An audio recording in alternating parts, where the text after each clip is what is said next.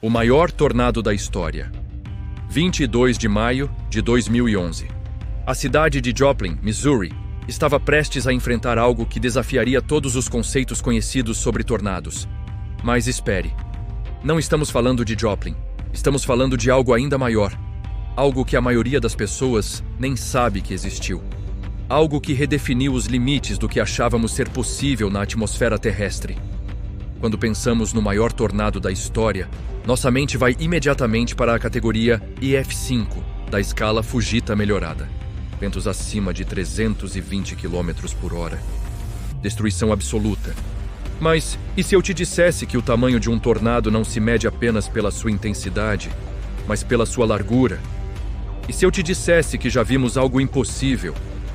31 de maio de 2013, El Reno, Oklahoma. O meteorologista Tim Samaras, veterano com 30 anos de experiência em caça de tornados, e sua equipe do programa Twistex estavam rastreando uma supercélula. Às 18 horas e 3 minutos, hora local, algo começou a se formar. Algo que ninguém estava preparado para testemunhar. Algo que mataria alguns dos melhores especialistas do mundo. O Serviço Nacional de Meteorologia dos Estados Unidos confirmaria depois. 4,2 quilômetros de largura. 4,2 quilômetros. Para ter uma ideia, isso é maior que a distância entre a Avenida Paulista e o Parque Ibirapuera. Um tornado com essa largura poderia engolir cidades inteiras em uma única passagem. Bairros completos. Milhares de pessoas, tudo desaparecendo em segundos. Dr. Harold Brooks, do National Severe Storms Laboratory, declarou em 2013 que, estatisticamente, esperaríamos ver um tornado desta magnitude uma vez a cada 1000 anos. 1000 anos. Civilizações inteiras nascem e morrem nesse intervalo. E nós vimos um. Com câmeras, com Doppler radar, com testemunhas que sobreviveram para contar a história. Mas o tamanho não foi a única anomalia. O tornado de El Reno fez algo que tornados não deveriam fazer. Mudou de direção abruptamente, múltiplas vezes. Caçadores de tempestade experientes, acostumados a prever o caminho destes monstros, de repente se viram no caminho errado. O caminho mortal. O caminho sem volta. Tim Samaras. Seu filho Paul Samaras. O colega Carl Young. Às 18 horas e 23 minutos, os três perderam suas vidas quando o tornado expandiu subitamente, aumentando sua largura em questão de segundos. Eles estavam a uma distância que deveria ser segura. Deveria. A natureza, aparentemente, não leu o manual de segurança para caçadores de tempestade. Ventos de 475 km por hora foram registrados pelo radar móvel. 475. Para contexto, um furacão categoria 5 tem ventos de apenas 250 km por hora. A segunda velocidade de vento mais alta já registrada em um tornado na história. O primeiro lugar também foi em Oklahoma, no tornado de Bridge Creek Moor, em 1999, com 486 km por hora. Dr. Joshua Worman, criador do Doppler on Wheels, que mediu o tornado, afirmou que El Reno redefiniu nossa compreensão sobre o que é possível na atmosfera terrestre. Os dados coletados ainda são estudados hoje, mais de uma década depois. Cada frame de vídeo, cada leitura de radar, cada testemunho, são peças de um quebra-cabeça meteorológico. Vamos colocar em perspectiva. O tornado de Joplin, em 2011, matou 161 pessoas e tinha 1,6 km de largura. O tornado de Moore, Oklahoma, em 2013, apenas 13 dias antes de El Reno, tinha 2,1 quilômetros. E o tornado de El Reno, exatamente o dobro. E teve apenas 8 mortes diretas. Sabe por quê? Porque a maior parte da sua trajetória foi em área rural. Pura sorte.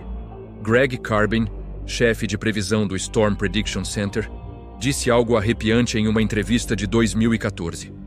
Se El Reno tivesse passado por uma área urbana densamente povoada, estaríamos falando de milhares de mortos.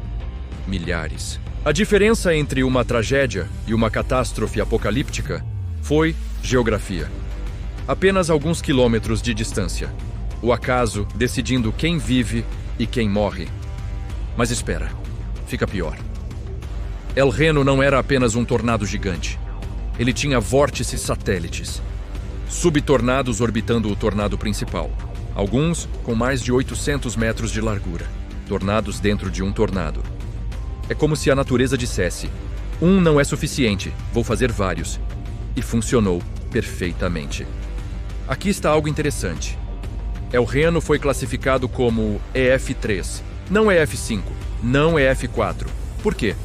Porque a escala Fujita melhorada mede o dano causado a estruturas, não o poder bruto do tornado. Como ele passou principalmente por campos vazios, os danos oficiais foram menores. É como julgar a força de um boxeador pelo tamanho do arranhão que ele deixou em uma parede de papel. A comunidade meteorológica ainda debate se a escala atual é adequada. Dr. Ted Fujita, criador da escala original em 1971, nunca imaginou tornados com essas dimensões. Como você classifica algo que quebra seus próprios parâmetros de medição? É como usar uma régua de 30 centímetros para medir o Everest. Simplesmente não funciona. Após El Reno, os protocolos de segurança para caçadores de tempestade mudaram radicalmente. A regra de ouro de ficar a 3 quilômetros de distância não serve mais. Não quando o tornado pode ter 4 quilômetros de largura e mudar de direção sem aviso. Agora a recomendação é: se você vê o tornado, você já está perto demais.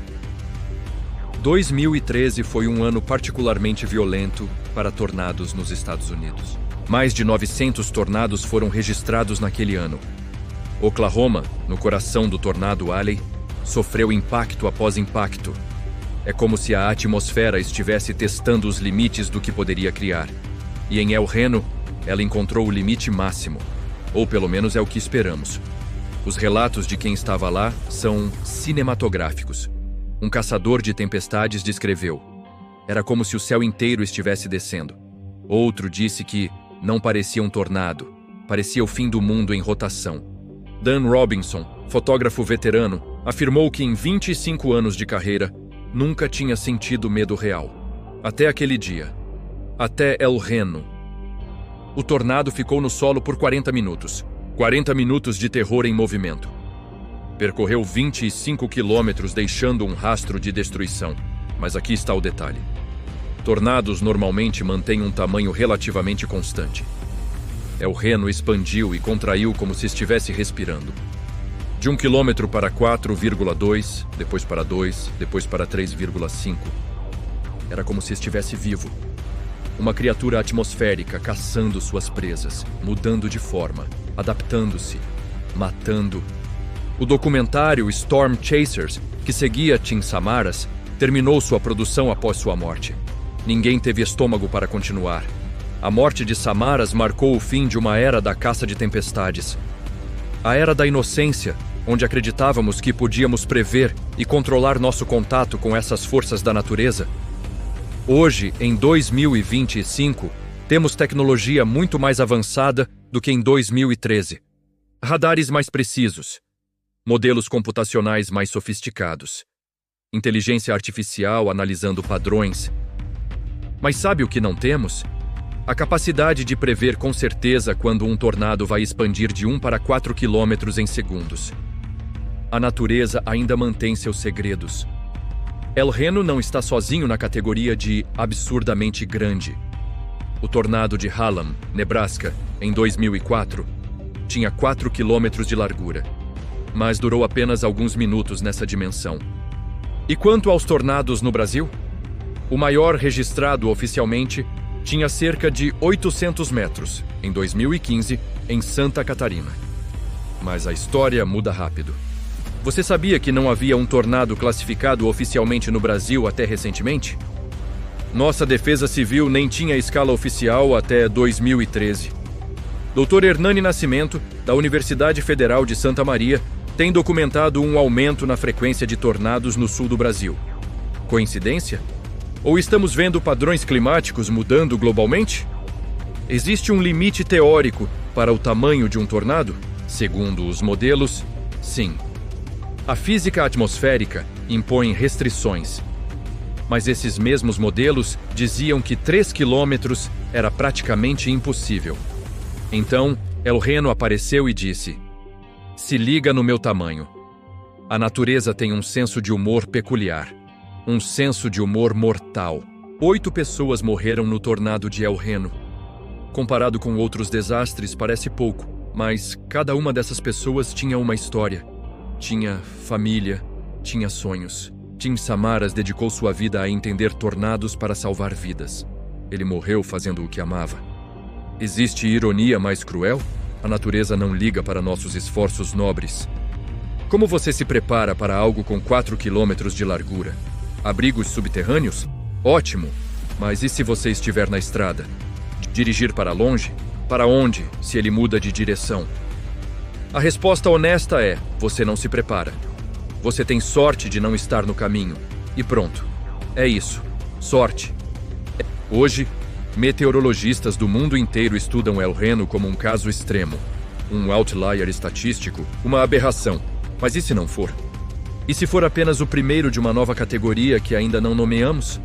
El Reno pode ser o aviso de que nossos piores pesadelos meteorológicos ainda estão por vir. 31 de maio de 2013. Um dia normal em Oklahoma. Até que não foi mais. O maior tornado da história, medido por largura, redefiniu o que achávamos ser possível. Matou alguns dos melhores caçadores de tempestades do mundo. E desapareceu, deixando apenas destruição, dados científicos e uma pergunta assustadora: quando o próximo virá? Tim Samaras uma vez disse: "Caço tempestades não pela adrenalina, mas porque cada dado coletado pode salvar vidas no futuro." Seu sacrifício não foi em vão. Os dados de El Reno melhoraram sistemas de alerta em todo o mundo. Mas a lição mais importante? A natureza não é algo que conquistamos. É algo que, na melhor das hipóteses, aprendemos a respeitar de longe, muito longe.